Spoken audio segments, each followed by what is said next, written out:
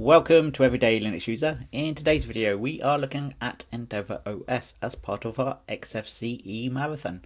So we are going to install Endeavour OS and we're going to install it with the XFCE desktop environment. And this is so I can compare it with Manjaro, which I've done previously. So what we're going to do is start the installer first and show you how easy it is to install. I'm going to go for the online option because I want to be able to choose my XFCE desktop. And you can see it's starting the Calamares installer. And here we are, the Calamares installer. So I'm going to choose British English. And you can see it's going to work down the list much like it did with Manjaro. And it's already picked where I am in the world, so we're just going to click next. It's already picked my keyboard layout. We're going to click next. And then we're going to choose XFCE4 as the desktop. Click next.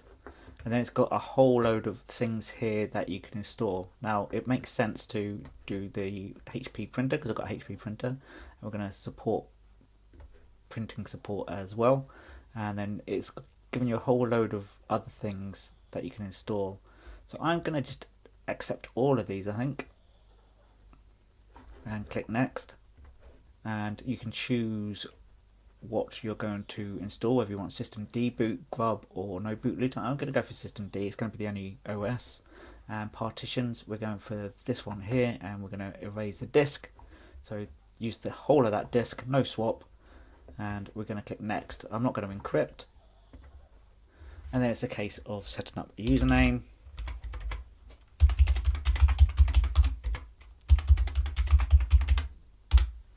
And that's that. Reuse user as root password. I'm going to select that and I'm going to leave the login automatically without asking for the password unchecked. Then I'm going to click next and I'm going to click install and install now. Note it says you won't be able to undo these changes. Your disk's going to get wiped. Click install and that's it starting. When the installation is finished, you'll get this screen here and all you have to do is click this little checkbox here and click done and your computer will reboot into Endeavour OS. And here we are in Endeavour OS, and when you first boot in you get this welcome screen and it defaults to the after install tab. So if we click on the general info, it's just got links to websites, wiki, news, etc. But the after install has some useful things such as updating your mirrors, and I recommend doing this. You can also update native packages and there's 3 sections for that. You can clean up your configuration, you can change your display manager, you can set your default wallpaper back to this one, and I have to say it's a very nice desktop wallpaper. You can also choose one of the other Endeavour OS wallpapers, so if I click that you can see there's a light one as well as a dark one. It's not as fetching, but you might like that. It's not for me, so we can click that button and it will go straight back to the default one. But we're going to close that down. So the first thing we're going to do is going to look at some hardware. So if we go up here to the top right corner, you can see we've got wireless networks and I can connect any one of these and I can confirm that works. And if we go to Bluetooth, now this is interesting. If I go into Bluetooth Manager, you can see Bluetooth isn't running and that's the default state. You can fix this by going into the terminal, something you didn't have to do with Manjaro, and you can type sudo system control enable bluetooth.service or just Bluetooth, and you can do sudo system control start Bluetooth, and then we close that down. And if we go into Bluetooth now, you can see that loads up and we click search. You can see it's found my Bluetooth speakers. Double click here. Connecting. And you can see that was successful. I'm just going to close that down. The next one is printing. So if we go up here, just type print and you've got the print settings. And because I installed the HP lip package previously, my printer is there. Now if it may not be there straight away, in which case you just click add, go down to network printer. It may ask whether you want to turn off the firewall so it can find your printer. I'd accept that and it would just temporarily disable it whilst it's doing the print search, and then you just find the printer, click forward, and it will install the printer. So printer setup is more straightforward than Manjaro. Now I'm going to go through the applications. Some of them I've installed myself as part of the experiment whilst playing with the system. So we click on the EndeavourOS menu, go up here, accessories. So most of these were default, so we've got a mouse pad for text editing, screenshot, calculator, etc. And then if we go into development, I installed Gitcola, but you've got Meld, which is a tool for comparing and merging files. And then under education, LibreOffice Math, but I actually installed LibreOffice. I don't think it was installed by default. And graphics, the Ristretto image viewer, that comes by default. And then we've got Firefox. I think I installed Thunderbird actually, but I'm not sure about that. Under multimedia, it comes with a Parole Media Player.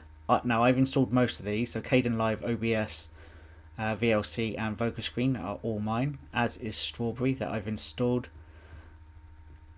And then Office, you've got LibreOffice. But you get a basic set of applications by default, but that's not where the key here. The key is how do you actually install applications. So if we go for install, we've got the EndeavourOS Quick Start Installer.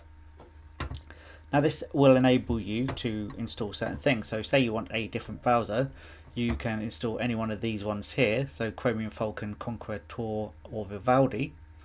You've got other tools, so development tools if you're a developer. We've got Office tools here, video players. So that's how I installed LibreOffice. I just chose the fresh option, and you can choose the still if you want to. And you can see you can just check the box and click install now. This isn't the greatest installer because it doesn't come with everything, and it doesn't come with Flatpaks installed or stuff like that. What I recommend actually doing is installing Parmac. And to install Parmac, you have to go into the terminal and you have to type yay -s Parmac. Now I've already got it installed, but what you would do is just keep pressing return and going through all these things. Now what that gives you is the same software manager that comes with Manjaro, which is actually a really good one. So if we type Parmac, I've already installed it. It makes it easier to get other pieces of software. So for instance, if you go up here and go to preferences and go to third party, you can enable AUR support. That's perfectly fine within Endeavour because it stays up to date with Arch. You can also turn on Flatpaks. I recommend rebooting after you've done that, and if you want to, you can enable Snap as well. So what does that mean? That means within here, if you want Chrome, you can search for Chrome and you'll see here that Chrome is available. Now obviously you had to scroll quite a long way down. Because it's a Flatpak, you could just click on the Flatpak section and then it appears straight away. And so you can install things like Steam, Spotify, and most other packages. Now one thing you won't get with Endeavour straight away when you install LibreOffice, if I go into here, you won't get the Microsoft fonts like Arial, Arial Black and Calibra, etc. So to install that, that's another reason for choosing Parmac, because you can go in here and you can just type TTF MS, you'll get the MS fonts, you can install that, and if you do TTF Vista, you'll get the Calibra fonts as well. So that's how you would install fonts and get that running, and that makes your life a lot easier. So Parmac is probably the best tool you can install for getting software installed to your system if you want to do it from a graphical point of view and not from the terminal. So by default with EndeavourOS you get the default XFCE look and feel, which is a panel at the top and a docking bar at the bottom. Now I prefer not to have the docking bar, and I prefer my panel to be at the bottom where the docking bar is. So to do that, I right click here, I choose panel, I choose panel preferences, and you can see panel 1 is the top one because it's a dotted line around it. So if I want to get rid of the second one, I go to panel 2 and then I click the minus and that gets rid of that, and then it defaults back to panel 1. I need to unlock the panel and then I scroll down and then I lock the panel again. There aren't that many good default wallpapers for Endeavour. You get the default one, which is actually a really nice one, and you get the light looking one, which is that one. You can also go to the XFCE backgrounds folder, which is user share backgrounds, XFCE, like that. And there's a handful more, or you can choose your own wallpaper like I have done here.